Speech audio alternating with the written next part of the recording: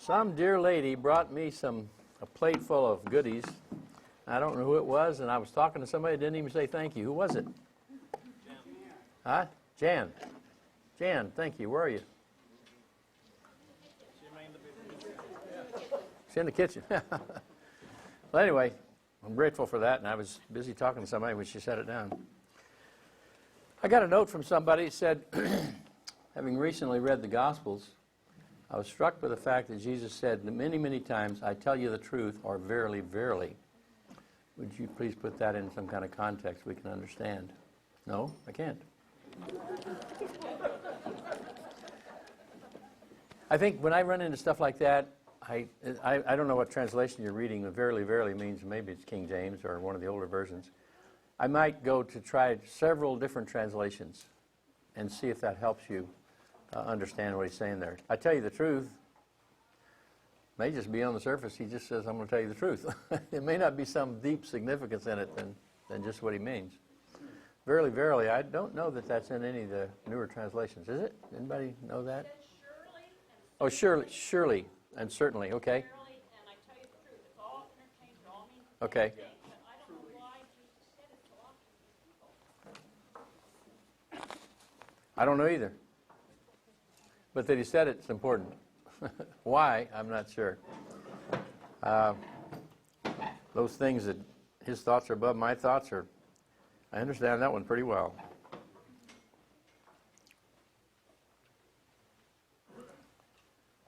By the way, at least 50% of the time when I'm meeting with people, I just say, I don't know. Because I really don't know. They ask me some hard questions about the Bible, and I don't know. I never studied that. I don't know how to answer that. Seems to work okay. You know, they don't get upset that I don't know. I don't know. Why were babies napalmed in Vietnam? That was one I got about 10 times from some guys. Why did God let babies be napalmed in Vietnam? Young kids don't even know what napalm is, probably. But babies were burned to a crisp. And they never done anything wrong, right? I don't know. I don't know.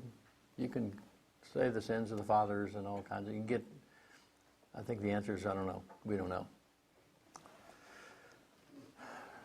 I certainly would tell people God did not cause it, but He did allow it. Could have stopped it. In that, I don't have an answer. Let's move on to another topic, which has become a pretty important topic to me.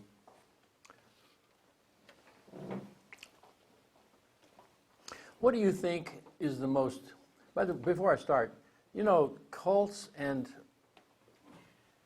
even non-cultish people, many times they quote verses out of context. You know, money is the root of all evil. That'd be one, right? It doesn't say that. It says the love of money is the root of all, right? So there's a lot of that going on, and a lot of it in cults. But what I'm upset about is when the evangelical world quotes things out of context. What do you think is the most misused verse in the Bible? Misused by evangelicals. I got a bunch of them, but let me just give you a couple to start with. One would be, if I be lifted up, I'll draw men to myself. And so I've been in dozens of churches that say, he said that, so let's just lift him up tonight, because he said he would draw men to himself when we lift him up. That is heresy. Rank heresy. Because right in the scripture it says he said this in order to indicate the way he's going to die. Lifted up is a term for crucifixion. It's a term of art from the Romans.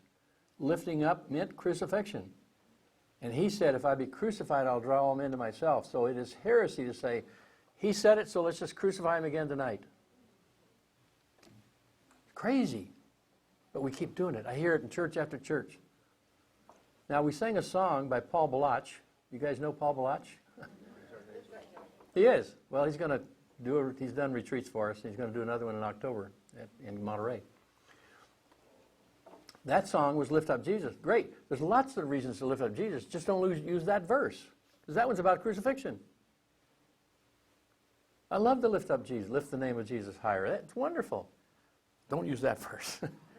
But my favorite that we use out of context is Revelation 3:20. Behold, I stand at the door and knock. If any man hear my voice, you know the verse. It's in every evangelistic tool I've ever seen. I used it for years.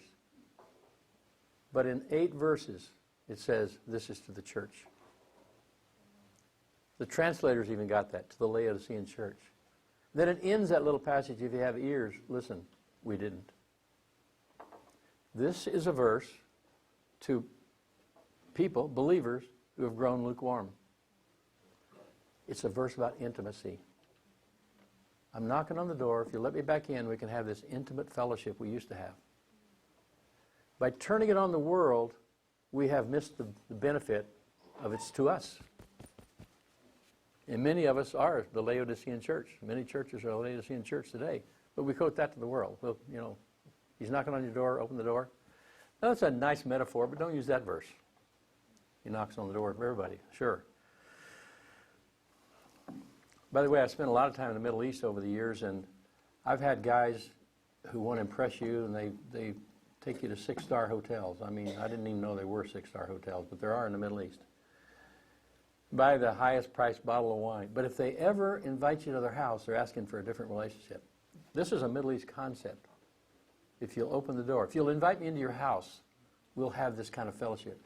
They're asking for an intimate friendship if they invite you home to meet the wife and kids. Because they won't until they want that friendship with you. They'll take you to the best hotels and honor you, but not home. So it's a verse about intimacy. Or maybe better, lost intimacy and the possibility of restoring it. I've been surveying pastors of pretty good churches, not fluffy, new age, whatever, good churches, and ask what percentage of your people are intimate with Jesus. And once they understand the term I mean, it may be sold out, on fire, whatever their denomination sort of uses. Once they understand what I mean, I've never heard more than 5, 6, 7, 8%. Pretty amazing. If I ask those same people what percentage of your church are committed to Jesus, I'm guessing I'd get a high number. But they tell me intimate with Jesus, walk in the Spirit, abide in Christ, living the life of John 10:10, they say a very small percentage of the people in my church. The Harris poll came out and confirmed that. The Harris poll showed that between 90 and 95%, depending on how they evaluate those answers, between 90 and 95% of all evangelical believers are not happy with their faith. Now, if you read the survey, they don't want to be Buddhist. I think I got the wrong doctrine. They're just saying, I know the pastor has what he talks about, the elders probably have, but I don't have it. You know, that joy of, overflowing, the rivers of life, John 10:10, the abundant. I'm sure they got it, but I don't have it. That's what 95% of the church is feeling sitting in the pew. And pastors know that.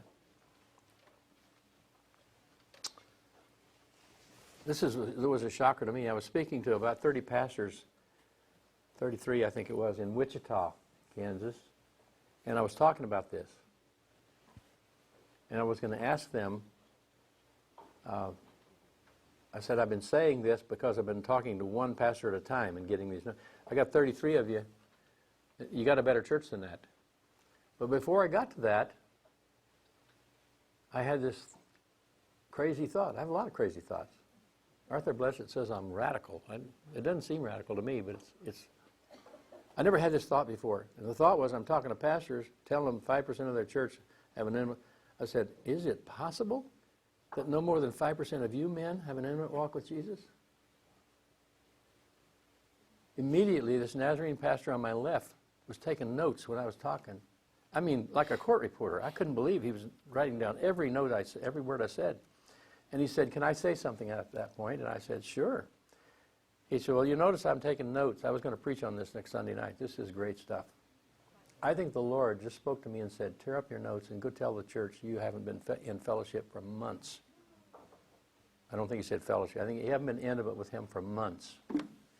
And ask the church for prayer. That's what he had heard from God. Immediately, a pastor on the other side of the conference table stood up, and they couldn't even touch. They did touch, but they wanted to shake hands. But this pastor on the other side said, brother, I've only been in town 3 weeks, but that's where I'm at. Can we meet this week and pray? This is systemic, not just in the pew.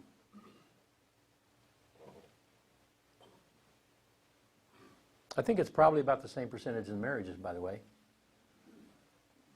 I think only about 5 or 6% of marriages reach an intimate relationship. They're committed. And we tell them at the marriage ceremony often, this is just the first step, you know. You make a commitment and all that, but you're supposed to move and work towards intimacy. Actually, that's what we're made for. I do operate in a world that some of you don't operate in, so I hear a lot of stories. A lot of guys sleeping with their secretaries. Some of them are believers. Some of them are active in the churches. And I have learned that almost everyone, probably somebody, you know, is different, but almost everyone was not looking for sex. They were looking for intimacy. They got a secretary that tried to understand them, care for them. He read that as, and an affair can happen. But it was really a missing intimacy in their life that made them vulnerable. I believe the people who sort of drift away from God are not looking for another God. They're looking for something that's missing in their life. They have not found this intimacy with Christ that they thought was available. By the way, when you're not experiencing intimacy with God, money, success, pleasure, hedonism, that all looks pretty good. But it's a substitute for what we're made for. There are really two ingredients to a good, there's lots of ingredients, but two main ones of a good relationship. Number one is commitment, and the second is intimacy. Commitment is a matter of the will. You either do it or you don't do it. Intimacy is another ball game. We'll get to that in a minute.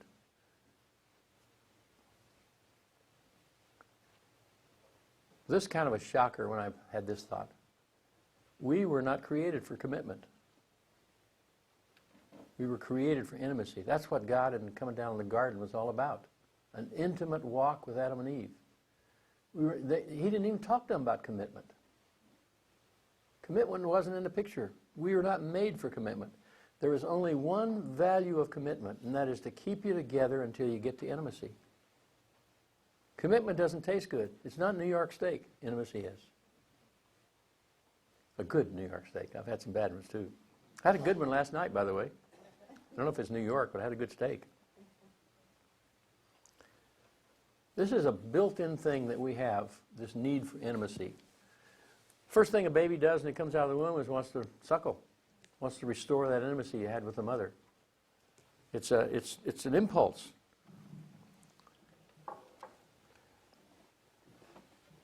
This has helped me understand this intimacy a lot. I believe, almost universally, women desire intimacy with their husband. 98% of them desire intimacy with their husband they don't have. And they desire intimacy even more than men do. Men want it too, but they don't have it so visceral. I really believe that God put this need in women, this desire for intimacy, in order to hold before us His desire for intimacy with us. If you live in a world with a woman, if you're a man, you're hearing that all the time. I think God just wanted us to understand that He's pulling us towards intimacy all the time. So let's look at definition of commitment and intimacy. Commitment, Webster said, it's an agreement or pledge to do something. It's a matter of your will. It'll keep you with your spouse or it'll keep you with God, but it doesn't taste good. Without intimacy, neither relationship is what it should be. Definition of intimacy, Webster again, is to make known. It comes from the Latin word innermost, actually. It's to let you know who I am. That's intimacy, Webster says. I think it's half of intimacy. And I get that from a Bible verse I'll give you in a minute. Antonyms or opposites, well, intimacy would be like unhindered emotional closeness. Maybe that a baby and a mother has. There's just nothing between in those early moments, right? But my working definition, by the way, the opposite of intimacy is coolness, withdrawal, all that kind of stuff, you know, the opposites. My working definition of intimacy is knowing and being known. It's not just being known, it's knowing and being known. And by the way, it's not a fuzzy feeling. It's just a condition that exists. Intimacy is a condition that exists when something happens. And here's how I got that knowing and being known. The ultimate intimacy I can think of is between Jesus and the Father. And he said, as the Father knows me, I know the Father. The product of that is intimacy. Knowing and being known. You know, my first encounter with this intimacy thing, I'd been married probably 20 years or something. But I started meeting with a group of guys. I told you earlier, I've been meeting with Senator Leslie for 35 years, Senator Onestad for 31 or 2, and several other guys for a long time. One time, one of the guys had a heart attack in the group. It was pretty bad, but he's still alive. But he was in the hospital.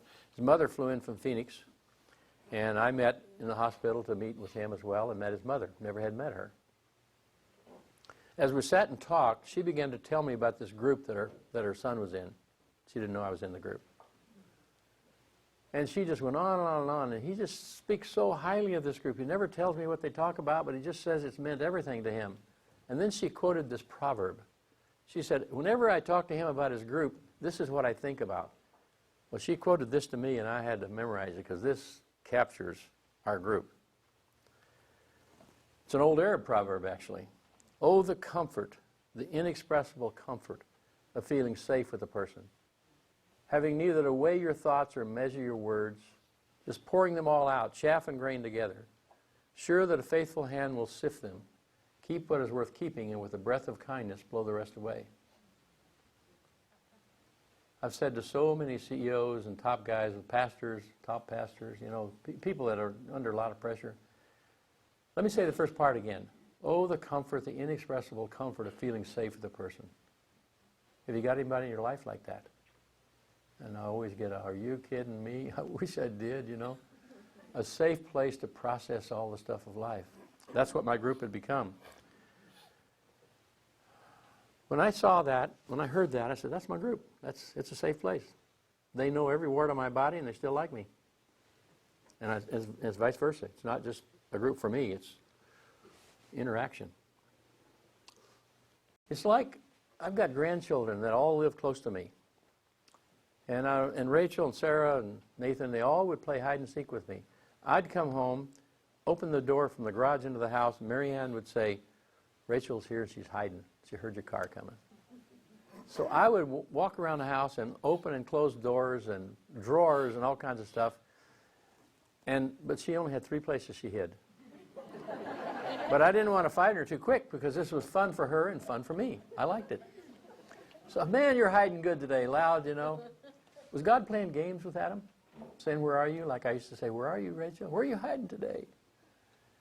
I don't think he's playing games with them. I want to propose something that sounds weird. I don't think he knew where Adam was, relationally. He knew factually what tree. It's not the kind of question, where are you? It's the kind of question like, one of you do something stupid and I'm your friend. I said, man, what were you thinking when you did that? I don't want you to recite your thought pattern when you did it. It's another kind of question. Where was your head when you did that? Well, on top of my shoulders. No, that's not what I want to hear. Another kind of question, where are you? What I believe God was doing to Adam was allowing him, giving him the opportunity to allow himself to be known. Back to this intimacy thing. He did. I'm behind the tree and I'm naked. Intimacy was restored. Fellowship was restored. Consequences of the fall, but fellowship came back. Cain, right outside the garden. Where's your brother? Well, here, you don't have to look very long. It says right afterwards, the blood cries out from the ground. He knew what happened to the brother. So why did he say, where's your brother?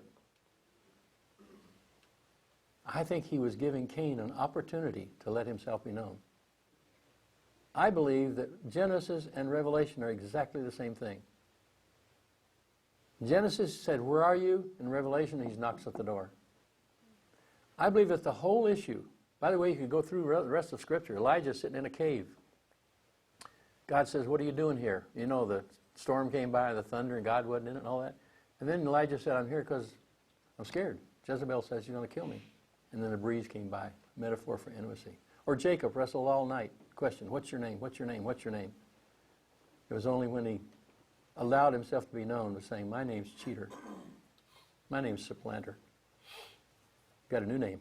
Metaphor for intimacy. When we allow ourselves to be known, see, there's lots of books on knowing God. And I've read many of them. Packer's got a good one. I'm kind of convinced they're not about knowing God. They're still about knowing about God. I'm pretty convinced that God lets us know Him in direct proportion to how much we let Him know us. We're always pressing on. The question is really, will you let God know you? Not, do you know God? We want to know God, but the road to knowing God is letting Him know you. By the way, I believe if God would have known where Adam was, or where Cain was, relationally to him, or when Elijah, or where Jacob, I think it would have been spiritual rape. Rape is when you know another person without their permission. God didn't do that. He didn't even do it at the Laodicean church. He knocked on the door. In Genesis, where are you? He doesn't know us without our permission. But when we let Him know us, He starts letting us know Him in direct proportion.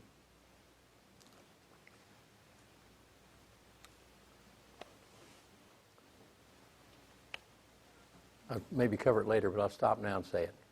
When I learned that, when I saw that, I started saying, I'm going to tell God I'm behind the tree, I'm naked. I'm going to start telling Him I killed my brother. I'm going to start telling Him I'm in the cave and I'm scared. I'm just going to start telling Him stuff He already knows. And I did. And the first thing that ever happened that I did that, I was in the car, and I'm not even ashamed of it. It's just what happened. I just said out loud, God, I just felt like giving that guy the finger. Now, I would have known intellectually and spiritually and biblically and everywhere. He knew the thought. But I'm now beginning to think, no, he didn't know the thought relationally. Not till I tell him. Here's an illustration that came to me that helped me believe that. Let's say that a 17-year-old kid gets his license, maybe 18 or something, where Dad's going to trust him with a car for the first time or second time, and he said, son, be in by midnight. Be in by 11 o'clock, whatever the curfew is for that kid. And he comes in at 3. But the lights are all off, and Dad and Mom are asleep. So he comes in quietly, sneaks in, gets in bed. The next morning, but in fact, Dad did hear him, right? The next morning at the table, the facts are known by the dad. The boy knows, the dad knows. Can you imagine what happens when the son says, Dad, I know you didn't know I got in. I broke curfew last night, but I just want to tell you I did.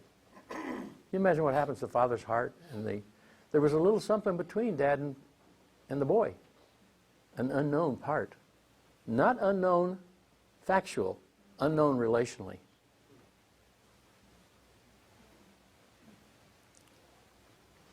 This word intimacy we've been kicking around. What is 50 minutes when I started? I can't. 11 o'clock. Oh, 11, okay. We'll have plenty of time for discussion this time, maybe. Intimacy takes two who want it. One cannot produce intimacy. Unfortunately, it happens in many marriages. One wants it, the other doesn't. It takes two. In this case, God is eminently ready. You know, for years I knew women who wanted intimacy with their husband, and the husband was not ready for that.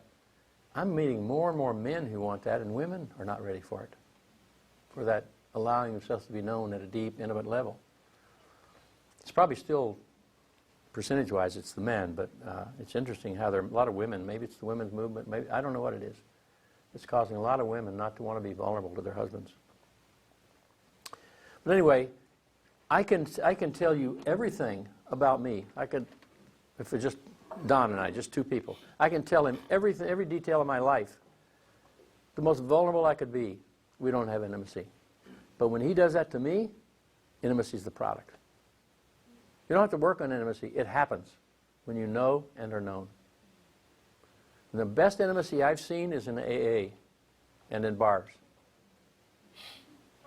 Alcohol has something to do with that. But, guys, I'm going to tell you about mine. Well, you don't know. Mine's worse than that. And they start telling their whole life, and they feel intimate. By the way, there's all kinds of intimacy. We think of sexual intimacy almost immediately. Most people do. Spiritual intimacy. There's recreational intimacy. Intellectual intimacy. Lots of kind of intimacy. All it means is knowing and being known. Recreational intimacy would be if you had a good buddy that was a rock climber with you. You'd climbed with him for 20 years. You are recreationally intimate with that. You know his next move. He knows your next move. Or intellectual intimacy, you're history professors together. I know how you think about the Russian Revolution. You know how I think about it. Every detail, we're intimate in that. We know and are known about that subject.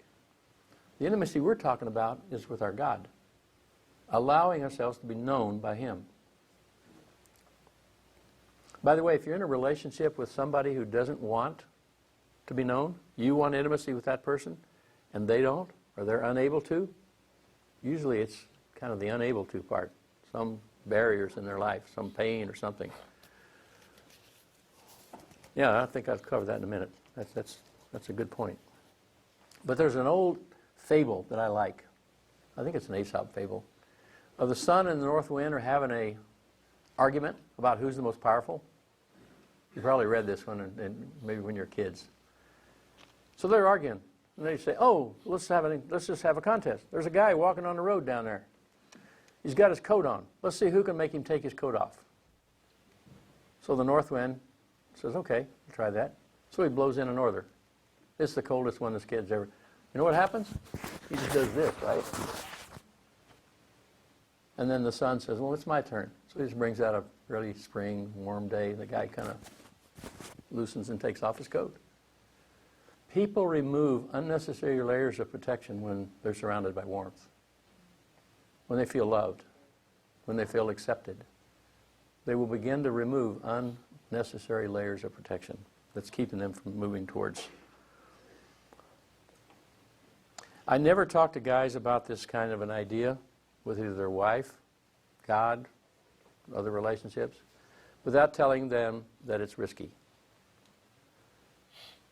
But it's quite interesting. I meet with lots of money managers and investment bankers. They all know that investment and risk is tied together. This is risky, but the return is much better. It's worth the risk. Okay? But one risk is if you begin to let yourself be known, there is the risk of rejection. People may reject you if they really get to know you. And I'd say it's a genuine risk. But it's worth it. Another risk is the risk of loss of confidentiality. I tell you and it hits the street, and that would devastate me if it hits the street. Everybody knows. A big risk is the risk of manipulation. They remember it and use it against you later. But I just want to there are risks to intimacy. But I just want to tell you and maybe hold up, the return is so great, it's worth the risk. It's worth trying, worth actually getting some of this happen to you as you move forward. Some of the people that you want to be, maybe even a spouse, that you want to be intimate with, they've had this before. They've had it used before against them when they allow themselves to be known at a deep level. So somehow, this north wind sun thing, somehow if you can surround them with more warmth and make them feel accepted, that you're not going to manipulate them. I think the questions, I hope you see the Genesis and Revelation. The end of the Bible, the first of the Bible, is exactly the same thing. God's offer of intimacy. Knocking on the door in Revelation, saying, "Where are you?" in the first chapter, or in the first book. But I think he's still asking the same questions. I think these are eternal questions God's asking. Where are you? Where are you today? Currently? With me? Etc. Or what is your spiritual condition? He might say it different ways. He's still asking, where's your brother? Any unreconciled relationships in your life? Or how about your marriage? Where's your brother? Where's your sister? Or what are you doing here, as he said to Elijah? Any areas where you're on the run? Defeated? He's still asking these same questions. Where are you? Where's your brother? And what are you doing here? Having a pity party. I would say that we all know the answers to those questions in our heart. The issue is, will we let ourselves be known by others and by God? When you do, intimacy is a result, and that is what you were made for. Go back and look at Adam and Eve walking around before the fall. Whatever they had with God, that's what we're made for. And we only get a little taste. We don't get the Garden of Eden experience just yet. We will someday. But we get a taste of that when we allow ourselves to be known by God and we experience intimacy. Again, it's a condition that exists. It's not a fuzzy feeling. There may be feelings, maybe not, but it's just a condition that exists. I first learned this by my friend's mother telling me that proverb, evaluating my group, realizing I have done that with my group without even knowing it. Over so many years, they know me and I know them, and we're intimate. I knew that. I knew we had intimacy. Then I risk it with God. I want to be intimate with God like that. I want to know Him and be known by Him. David talks about that. Search me and know my heart. I'd say, oh, okay, David, open your heart. He's knocking on the door. And then I risk it with my wife. I am not sure it needs to be in that order, but I'm kind of feeling that it probably will come with another person before it comes with God. Maybe in a monk setting or a monastery setting or some other setting, maybe a person can have that without having it with people. But one of the things that happens when we get saved and we get brought into the... It is like I said the other day, I think I said it here, before the cross it's just you and God. Once you come into Christ, it is never you and God again. It's community. You're part of a body. And this body is desiring intimacy with God. So I find that if you can begin to process this with another person that you can trust, you find a person that you can trust like that, I think it will be easier with God. You may go the other way and try it with God first and it works. Great. Hope it does. But I just want to finish by saying, I know exactly what you're made for. Not your calling, but I know you're made to be intimate with your Creator. All we've been talking about is maybe removing some of the barriers that keeps that from happening. What do you hear? What are you thinking? Questions, comments?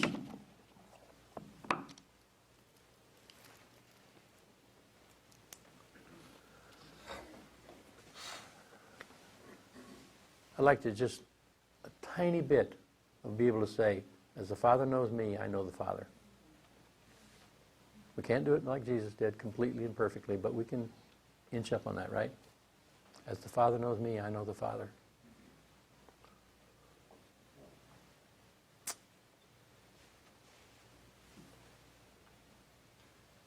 Yeah. I think the difference between factual and relational knowledge helps me a lot, because I guess in my prayer I'm thinking often that, well, God knows about this anyway. Yeah. So Yeah. why do I need to talk to him about it? And the fact that that's the difference between, yeah, he knows the facts, but that actually I bring this to him takes me to a different level in his knowledge and his understanding of me. Yeah. And not his understanding, but his relationship with him, or my relationship with him. It removes a small barrier, like the son and the father at the breakfast table.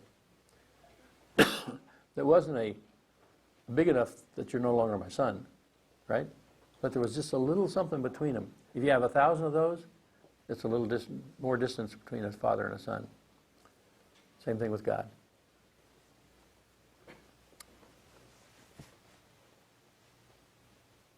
Somebody else?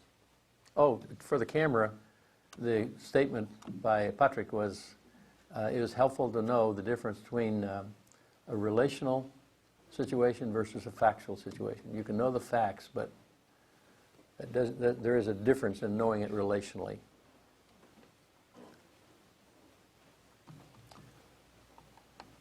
We all know George Bush. We all know him. Some of us know him relationally. Some of you might know him relationally. I don't know. I don't know him relationally. I've met him a couple times, but not relationally, not friendship. But you see the difference.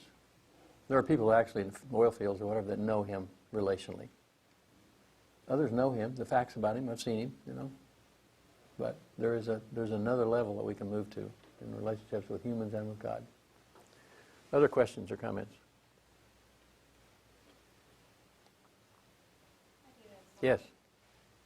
Do you feel like there's a means to be able to measure when you've reached like that ultimate level of vulnerability with God or to God? I mean, I guess I would just question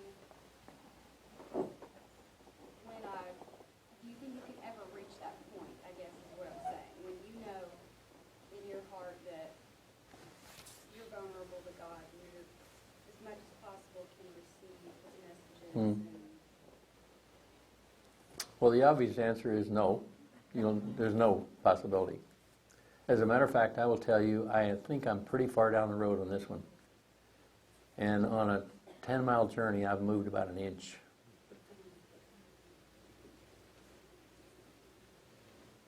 Back to the question you asked of the increasing kingdom. What we can have with Jesus is infinite. On this earth, finite. Infinite eventually.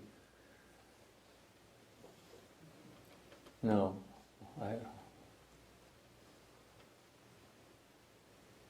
I know very deeply within me, I'm just scratching the surface on this. And I don't even have a hope of getting to like ultimate.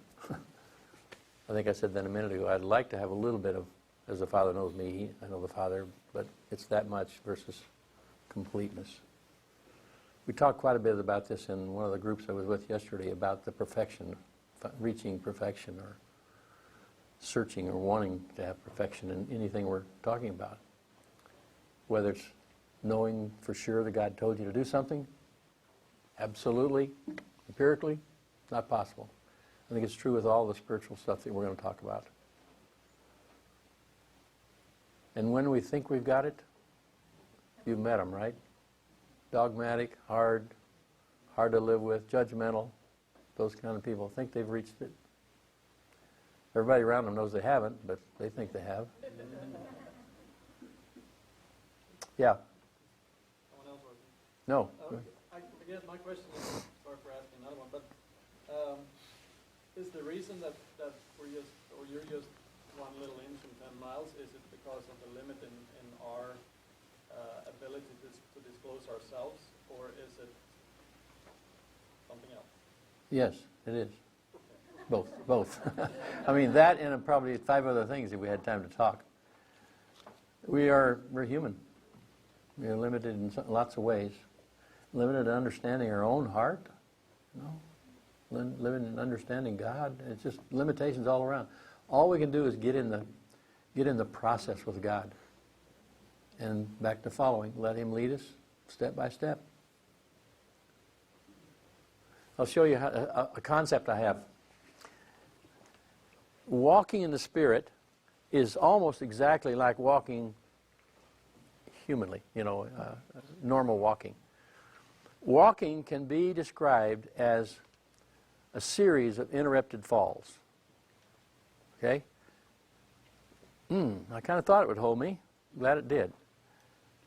That's like walking in the Spirit. But there are times when you stub your toe and it didn't hold me. When you're a baby, it happens a lot. And when you get old, it happens again a lot. Walking in the Spirit's exactly the same. It is a faith step that it's going to hold you. I think that's God. Yeah, I think it was. Not sure. I think it was. And other times, I think it's God. Ooh, maybe it wasn't. Or maybe it was. But it's a series of interrupted falls, walking. This walking in the Spirit, following Jesus, intimacy with Christ, there is so much inconsistencies in it and tenuousness in it. It's just the only thing we got. It is faith, life by faith is hard. We want concrete. That's why many of the cults do so well. Give me the 10 steps and I'll do them, And they'll give you 10 steps. It's God calling again. Yes? Will you say that Arab proverb again, and then just elaborate on how to foster that kind of relationship in prayer group or whatever, on a practical. Okay, I love the proverb. It goes like this. Oh, the comfort, the inexpressible comfort. By the way, it's probably on my website. You don't have to copy it. Oh, the comfort, the inexpressible comfort of feeling safe with a person. Having neither to weigh your thoughts or measure your words, just pouring them all out, chaff and grain together. There's a lot in each sentence here. Chaff and grain together, sure that a faithful hand will sift them, the thoughts. Keep what is worth keeping, and with the breath of kindness blow the rest away. Got anybody in your life like that? That is a longing of the heart. Apparently even the Arabs had it. By the way, that was the oasis, you know.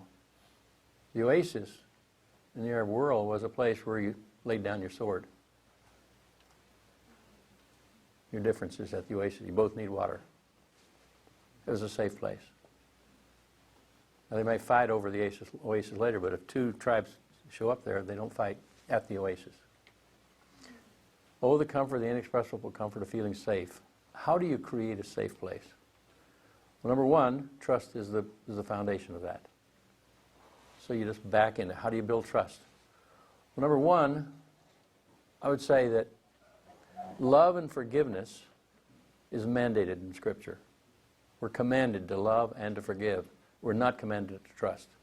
Trust is always, Proverbs and other places, trust is earned. That's why it's so important with marriages. If a man breaks trust, sometimes the women do, if a person breaks trust, a great marriage may include some love and forgiveness. You take them back. But every time they go on a business trip, you're thinking, oh, I hope they're not doing that again. It takes a long time to restore trust, because trust must be earned. Or if you catch your kid on drugs, you love him, forgive him, but every time he goes, for a long time, every time he goes in the bedroom with one of his friends, you say, honey, let's pray, I hope he's not, you know. It's because there's no trust. There's also much trust, little trust, quite a bit of trust, no trust. I mean, it's a variable. But just to begin to build trust, I'll tell you the best way I know to do it is I get guys together in little groups of 4, 5, 6, I call them core groups. And I ask them, even I do it at retreats sometimes, I ask them, I'll just start with Don. We'll start with Don and not finish. But Don, where did you live when you were 9 years old? Western Colorado. That's not good enough. Where did you live? A little farming town called Olathe, outside of town, 1 mile. Okay. Did you live with your mom and dad, or a single parent, or? Both. You had 2 parents. Do you have any children? Any brothers and sisters? Brother and a sister. Okay. Now, I would do that with somebody in groups, and basically what we do is we set a pattern. I want you to tell me about your life. I want you to start there and come forward now. I'm not going to ask you any more questions. Tell me about your life. Sharing life stories is probably the greatest trust-building thing I know. And you learn to love people. I have rarely seen this happen where a guy really starts at 9 years, and I only say 9 years old when I'm saying go back to childhood. Don't start at high school or college or something. Start in childhood, the farthest back you can remember. I would, if I was with Don, I would query him a lot more. Did you know any of the neighbors? You know, that kind of thing. Oh, yeah. Did you have any best friends? When you start there and then you've got that pattern, and then you come forward, you start telling all the stuff of your life. When you're finished, often that'll take 2 hours for each person. Every point that comes up, you feel closer to the person. We think that the more vulnerable we get, the people will reject us. In that kind of a setting, they won't. Actually, it's like you just get sucked into their life. This person that's sharing deeply. You just start caring about them. Because you hear that, well, this one guy got drunk when he was 18, graduation party. He was the driver. Head-on accident, killed 2 of his friends. He was 68 years old. He got to that point, just started weeping again. guess what it felt like to us? Man, we're going to hold the guy. Because we know how much that hurts. That is trust building. I don't know how it does it, but that is trust building. When you know me and I know you. So that's what I would say to do in a small group. Now, I would say do that slowly.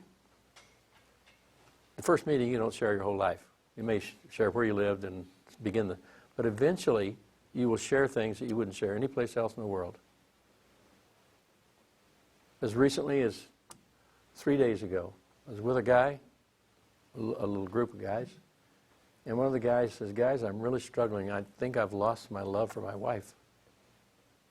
Long time married, several kids, no other place to say that and process it. Now, he's got some brothers that are going to hold him up before Christ. They're going to love him and encourage him, whatever he needs. But it was the safe place he could say that. So I have a whole paper on my website about core groups. So you might get on there. There may be some other things in there you'd want to learn. I'd say in the core group we make covenants. We're probably going over our time here, haven't we? Are we okay? There are several covenants in there. One is that we covenant that we will love each other no matter what we find out about each other. Every group I've ever started, it eventually says, why did we let Patrick in this group? He's got more problems than all of us together. That happens in almost every group. But we commit early. And I even use, cut your wrist and make a covenant, blood covenant type thing. We're going to stay together no matter what we find out about each other. We make a covenant for confidentiality. And we spend sometimes a whole series, a whole week, a whole time we're together, 1 week, talking about what does it mean to you, confidentiality? To what it means to me is your wife won't even hear it. That's what it means to me. Or else I'm not going to tell you about my lust problems. Because I don't want your wife to hear those. I want confidentiality, doesn't leave the room. And other people. And then you make a covenant on it. Is that what you want? Yeah, that's what I want. And you commit to that. And we don't even say outside, Don and Dion are going to take vacation here shortly and go to Colorado. Even stuff that's like common knowledge, I'll let you hear that from them. Because what happens is, it broke one group wide apart, where eventually the truth came, not the truth, but the information came out. A lady had shared in one of my wife's groups, my wife's in these kind of groups too, had shared that she had been involved in a hit and run, I'm guessing 50 or 60 years ago. She doesn't think anybody was killed, but she's not sure. She hit somebody and just kept going. She shared that with her group. Never shared it in her life. Later, somebody shared that that lady was going to take a vacation in Hawaii. And she assumed, because she shared that there, she assumed they told the other stuff too. Devastated her, broke up the group, etc. So confidentiality is there's about 10 of those things you make a commitment to. And you'll keep it or you won't keep it, but you can try to keep it. But I can tell you this, most of the stuff that's important to us, we don't want it to hit the street. We don't want you to tell other people. And so we want to know it's going to be held in a safe place. A vault. In fact, we have one group of doctors I meet with. There's one guy, he's actually a Presbyterian, but he always says when he gets ready to share something very deep, remember this is the Pope's chambers. In other words, if this gets out of here, the Pope's become a Baptist. This will destroy the church, right? That's what he means. If this gets out of here, guys. And a group of doctors can talk they can come into that group at 6 o'clock on Wednesday morning and say, I think I killed a little girl last night. I am so devastated what happened. Run all that by the other doctors and they process it. And no, that's what I'd have done. But it's a place for him to process it.